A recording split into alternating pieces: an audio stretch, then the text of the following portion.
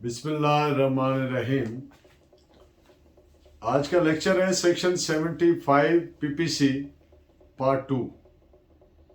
इस सिलसिले में एक प्रीवियस लेक्चर में भी हमने बात की है और जो रिमेनिंग उसके एस्पेक्ट्स हैं जिनका पिछले लेक्चर में अहाता नहीं किया जा सकता, वो इस लेक्चर में हम उन पर बात करेंगे। आप जानते हैं कि सेक्शन 75 पीपीसी एनहेंस्ड पनिशमेंट की बाबत हमारी रहनुमाई फरमाती है। सेक्शन 75 का जिस्ट लुबे लुबाब ये है कि अगर किसी शख्स को पाकिस्तानी अदालत से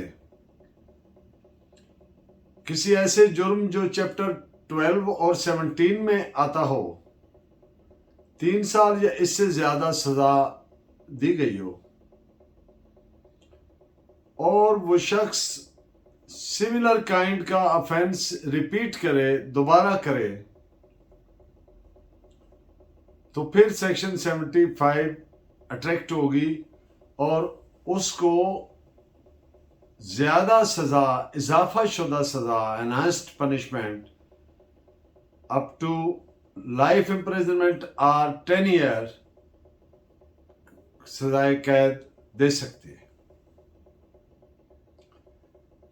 तो अब first of all, attempt to commit an offence. अगर किसी शख्स को इर्तिकाबे जुर्म की अटेम्प्ट की वजह से सजा दी गई है, जो प्रीवियस कन्विक्शन है, तो इस बुनियाद पर, इस वजह से सेक्शन 75 फिर अप्लाई नहीं किया जा सकता, क्योंकि अटेम्प्ट की जो पनिशमेंट है वो उसमें फॉल नहीं करती। तो इस पे आप केस लॉ नोट फरमाएं, 1968 Pakistan criminal law journal, page 1857। अगर प्रीवियस कन्विक्शन, पहले जो सजा हुई थी वो चैप्टर 12 या 17 में फॉल नहीं करती थी, तो फिर सेक्शन 75 जो सब्सिक्वेंट है ऑफेंस, उसके साथ अप्लाई नहीं करेगी। This is reported as 1868 1 WEIR 36। Abetment of offence चूंकि चैप्टर 12 और 17 के तहत जुर्म नहीं है, इसीलिए साबका या बाद में होने वाली जो ऑफेंस है, चाहे वो प्रीवियस है चाहे वो सब्सिक्वेंट है, तो फिर ऐसी सूरत में भी सेक्शन 75 पीपीसी अट्रैक्ट नहीं होगी। This is reported as 1987 criminal law journal 32 Bombay. अगर किसी शख्स को कैद की सजा, यानी साबका कैद जो थी, इस वजह से दी गई थी कि उसको जो ऑर्डर दिया गया था कि अपने बिहेवियर को, गुड बिहेवियर को कायम रखने की सिक्योरिटी दे, और उसने सिक्योरिटी ना दी और इस डिफॉल्ट की वजह से उसको सजाए कैद दी गई, तो ये इनफैक्ट इसको कन्विक्शन ही नहीं कहा जा सकता। तो ऐसी सूरत में भी सेक्शन 75 पीपीसी अट्रैक्ट नहीं होगी। This is reported as AIR 1934 Sindh, page 195। Section 75 PPC को मिलाकर पढ़ते हैं, रेड विद करते हैं सेक्शन 511 511 CRPC के साथ। इसको उससे मिला के पढ़ने से पहले जरा सेक्शन 511 CRPC जो है वो कन्विक्शन को प्रूव करने का, साबित करने का तरीकाकार बताती है। मुख्तसरन अर्ज कर दूं ताकि बात क्लैरिटी से समझ आ जाए। इन एडिशन टू KOSO, यानी KOSO के में किसी फैक्ट को प्रूव करने का जो तरीकाकार मौजूद है, इन एडिशन टू दैट कोई भी ऐसा तरीका जो मुरवजा कानून में नाफिजुल अमल हो। मिसाल के तौर पर कोई सर्टिफाइड कापीज प्रोवाइड करना साबित करने के लिए, जेल अथॉरिटीज के से लिखवा कर लाना कि ये आदमी कब जेल में आया, कब गया, किस जुर्म में आया, कितनी सजा काटी, वगैरह वगैरह, जो उसके पर्टिकुलर्स है। या जो कमिटमेंट वारंट जारी करती है कोर्ट, वो पेश करना, यानी कोई भी ऐसी चीज जो एक तस्लीम शुदा अमल है। तो ये वो मुख्तलिफ तरीक़ाकार हैं उस कन्विक्शन को प्रूव करने के। ये सेक्शन 511 CRPC में प्रोवाइडेड है। तो ये याद रखने की बात है कि सेक्शन 511 CRPC उसी वक्त एक्टिव होगी जब सेक्शन 75 को अमल में लाया जाएगा। यानी सेक्शन 75 को जब हम अप्लाई करेंगे, लागू करेंगे, या कोई ऐसी सूरत हाल जब किसी स्पेशल या लोकल लॉ के तहत, जिस लॉ में ये प्रोवाइडेड है कि अगर रिपीट ऑफेंस होगा, रेसिडिविस्ट होगा, तो इससे क्या होता है कि एक हार्डन्ड क्रिमिनल है, डेस्पिरेट है, हार्डन्ड है, हैबिचुअल है, और उस स्पेशल लॉ में ये प्रोवाइडेड हो अगर कि अगर ये ऑफेंडर जो है वो रिपीट करता है ऑफेंस को, और पहले वो 3 साल या इससे ज्यादा की सजा उसी ऑफेंस की काट चुका है, तो फिर ये उसके साथ भी अप्लाई होगी। लेकिन अगर उस स्पेशल एक्ट में ये प्रोवाइडेड नहीं है, तो फिर सेक्शन 511 जो है CRPC वो अट्रैक्ट नहीं होगी। This is reported as PLD 1977 Quetta, page 56। Previous conviction को कंसिडर करना, देखना सिर्फ इस वजह से होगा जब वो सेक्शन 75 में वो ऑफेंस फाल करते हैं। ऐसी सूरत हाल में अदालत खुद ही तय करती है कि जो मुलजिम है आया वो एनहांस्ड पनिशमेंट यानी इजाफा शुदा सजा का हकदार है या नहीं है, कतई नजर इस बात के कि उस ऑफेंस की सजा कितनी है, बल्कि देखना यह है कि सेक्शन 75 के तहत एनहेंस करके इसको कितनी सजा दी जानी चाहिए। So this is reported as ILR 1966 1 Kerala 251। ये डबल बेंच का फैसला है, डिविजनल बेंच का फैसला है। सेक्शन 75 PPC मैकेनिकली इस्तेमाल नहीं करना, अप्लाई नहीं कर देनी, मैं जिस वजह से कि ये साबका मुलजिम भी है, इसी तरह के ऑफेंस में 3 साल जैसे ज्यादा सजा काट चुका है, अब दोबारा किया है, तो ये मैकेनिकली मैं इस वजह से अप्लाई नहीं कर देनी, बल्कि जुडिशल माइंड अप्लाई करना है, हालातों वाकयात को सामने रखते हुए, और जो ऑब्जेक्ट्स ऑफ अवार्डिंग पनिशमेंट है, सजा देने का जो बुनियादी मकासद है, आप जानते हैं रेट्रीब्यूशन मकाफाती जो है, डेटरस है, रेफर्मेटिव है कि किसी आदमी की इस्लाह करने की थ्योरी है, कोई उससे इबरत पैदा करना, और ये सारे मिला के उसमें देखने चाहिए कि सजा से हासिल क्या करना है, तो क्या फिर उसकी जरूरत है तो तभी अप्लाई करनी। So this is reported as AIR 1943 Calcutta, page 25। अब मिसाल के तौर पर एक शख्स ने जो साबका सजा थी वो काटी, और बाद में बहुत सारा काफी लंबा अरसा गुजर गया, और इस सारे अरसा के दौरान उसने बड़े अच्छे कंडक्ट और पुरअमन और उस तरह से रहा, ऑनेस्ट लाइफ गुजारी, लेकिन बहुत लंबे अरसे बाद उससे फिर वो ऑफेंस रिपीट हुआ। अब क्या है कि ऐसे आदमी को क्या 75 अप्लाई करना चाहिए, यानी 75 कंसिडर करके तो क्या उसको एनहेंस्ड पनिशमेंट देना चाहिए? The answer is no. ऐसे हालात में एनहेंस्ड पनिशमेंट देना नामुनासिब होगा।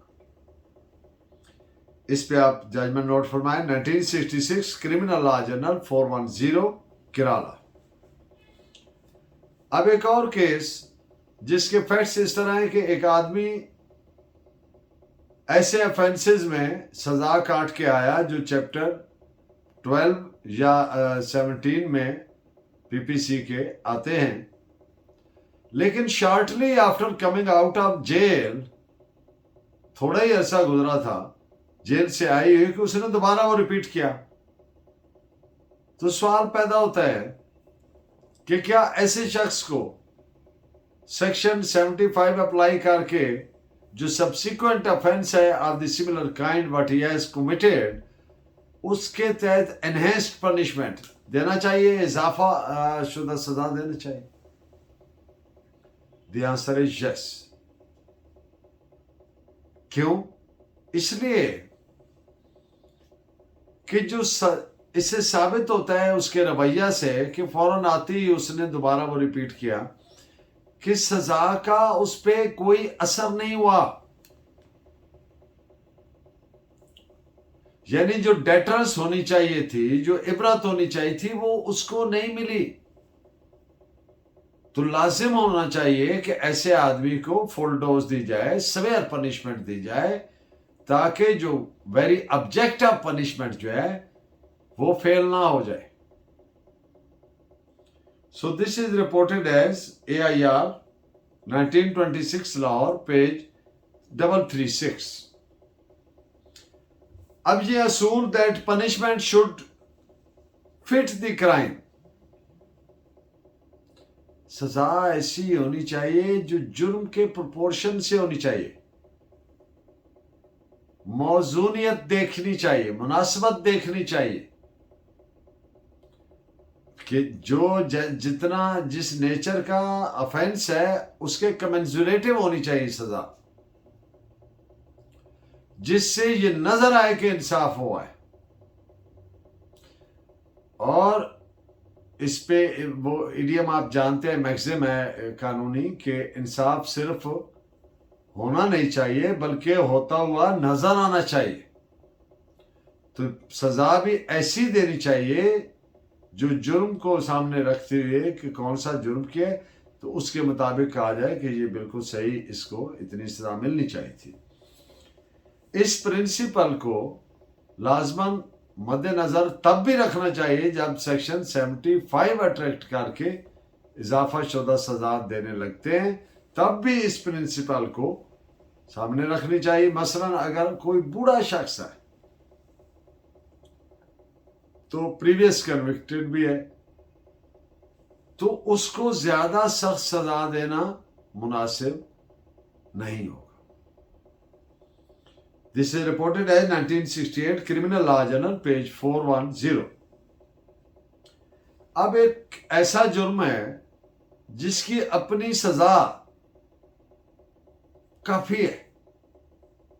अब जो मुलजिम है उसकी उम्र को देखा तो वो ओल्ड पर्सन नजर आ रहा है, एज उसकी इतनी है, तो उसको अगर उस जुर्म की सजा दे दी जाए और सेक्शन 75 अप्लाई ना भी किया जाए तो वो जुर्म की नौइयत के मुताबिक इट वुड सफाइस।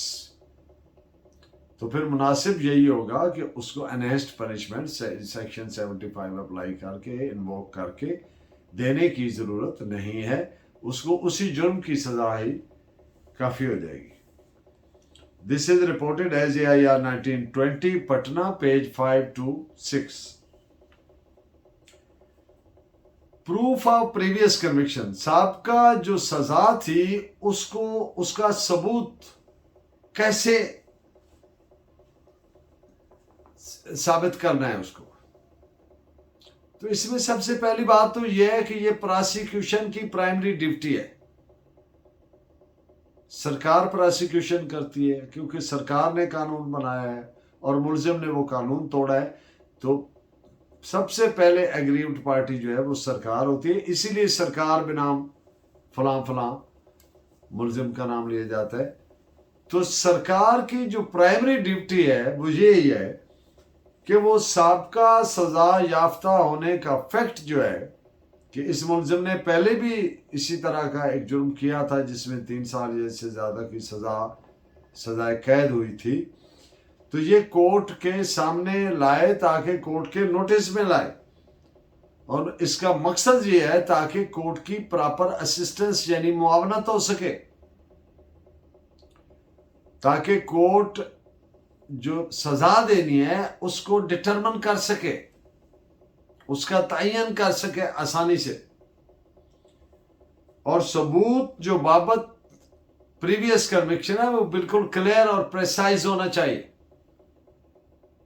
यानी जुर्म के पर्टिकुलर्स जो हैं, डेट, अफेंस, किस कोर्ट का फैसला कब हुआ, जजमेंट करो, ये जो उसके प्रेसाइज फैक्ट्स है उनकी बाबत जैसा कि सेक्शन 511 सीआरपीसी की रिक्वायरमेंट्स यानी कि वो पूरी होनी चाहिए। साबका सजा को साबित करने के लिए कानूनी शहादत में दिए गए तरीकाकार के अलावा भी, यानी in addition to the articles of QSO for proving effect, जोन सा भी कोई कानून में प्रोवाइडेड है जो नाफिजुल अमल है तरीकाकार, उसको इख्तियार करते हुए उसको प्रीवियस कन्विक्शन को साबित किया जा सकता है। और अगर मुलजिम खुद भी एडमिशन करे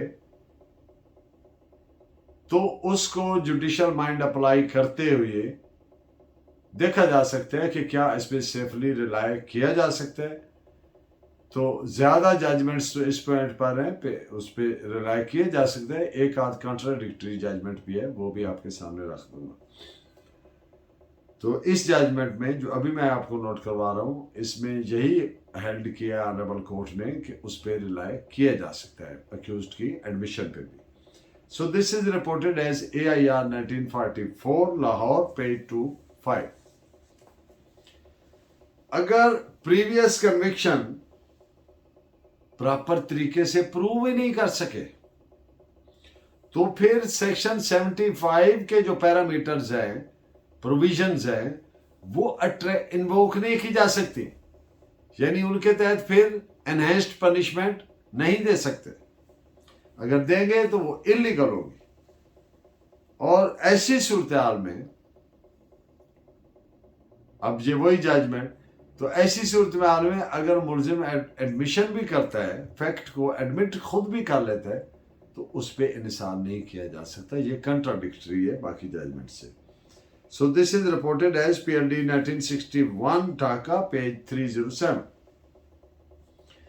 evidence as to the previous conviction,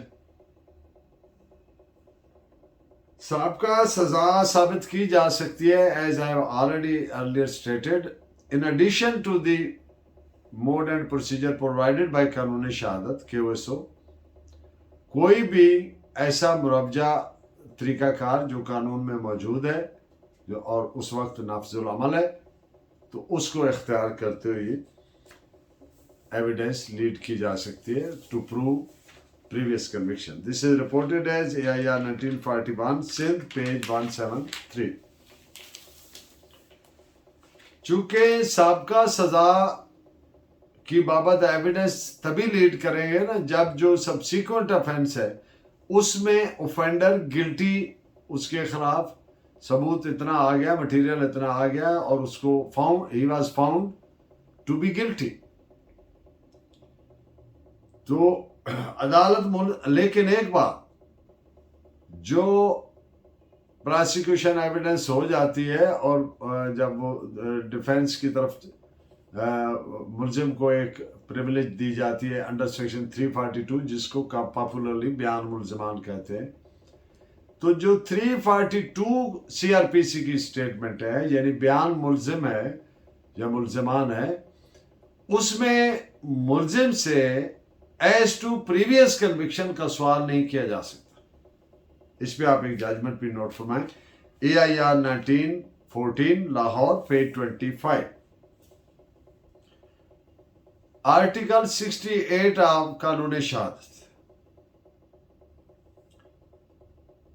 अब पहले इस 68 पे बात करने से पहले आर्टिकल 67 ऑफ कानून शहादत की बात कर लें कि सबका अच्छा किरदार जो है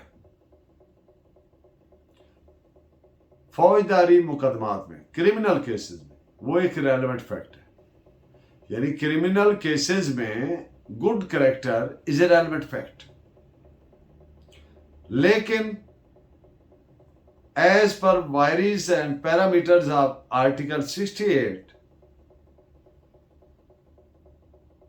क्रिमिनल केसेस में bad character is irrelevant fact. लेकिन क्रिमिनल केसेस में बैड कैरेक्टर उस वक्त रेलेवेंट फैक्ट बन जाएगा जब मुल्जिम अपने साबका अच्छे कैरेक्टर को साबित करने के लिए एविडेंस लाएगा कि मेरा तो अच्छा कैरेक्टर था। तो जब ये करेगा तो फिर वो रेलेवेंट हो जाएगा कि प्रोसिक्यूशन भी उसका बैड कैरेक्टर प्रूव करने के लिए एविडेंस प्रोड्यूस कर सकती है। इस पे आप एक जजमेंट भी नोट फरमा लें। AIR 1960 आंध्र प्रदेश। अब enhancement of imprisonment in revision. देखिए, मैंने पहले भी गुजारिश की कि प्रोसिक्यूशन की प्राइमरी ड्यूटी है कि वो मटेरियल जो relating to previous conviction court के सामने रखे। यानी प्रोसिक्यूशन ट्रायल में प्रीवियस कन्विक्शन के फैक्ट को, मुल्जिम के प्रीवियस कन्विक्टेड होने का, उसको साबित करे। अगर प्रोसिक्यूशन ने ऐसा नहीं किया, नहीं कर सकी, तो इस बुनियाद पर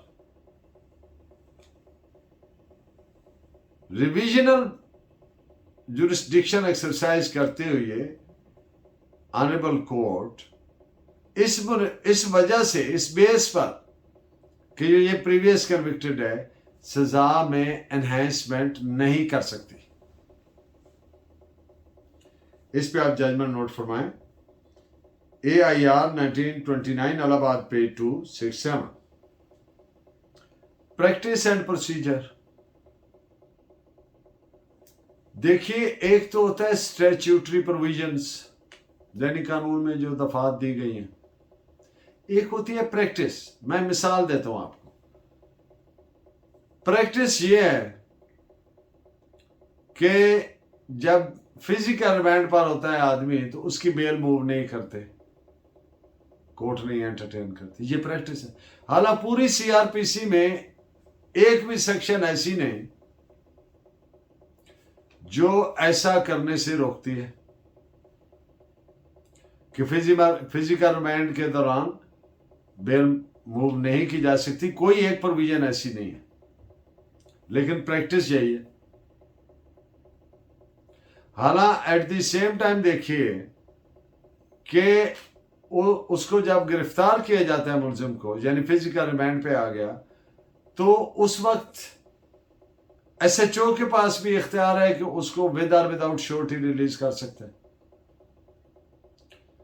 तो ये जो प्रैक्टिस होती है, इट इज इक्वली सैक्रोसैंक्ट। ये उतनी ही मुकद्दस होती है। इसकी sanctity in the I of law ऐसी ही है जैसे एक स्टैट्यूटरी प्रोविजन होती है। तो अदालत को, अब प्रैक्टिस क्या है, अदालत को इस बात पर कतन अदालत का माइंड अफेक्ट नहीं होना चाहिए, बायस नहीं होना चाहिए ट्रायल करते वक्त कि ये मुलजिम जो है ये साबका सजा याफ्ता है इसी जुर्म, इसी तरह के सिमिलर काइंड के ऑफेंस में। बल्कि कोर्ट को अपना माइंड ऐसा ही रखना चाहिए और मुलजिम को उसी तरह ट्रीट करना चाहिए जैसे उसको पहले कभी सजा नहीं हुई। तो प्रैक्टिस ये इस पे आप प्रैक्टिस के पॉइंट पे जजमेंट नोट फरमाएं। AIR 1930 Allahabad page 17। Thank you very much for your valuable comments. I'm grateful for your input and guidance. Stay blessed. Allah Nigaban.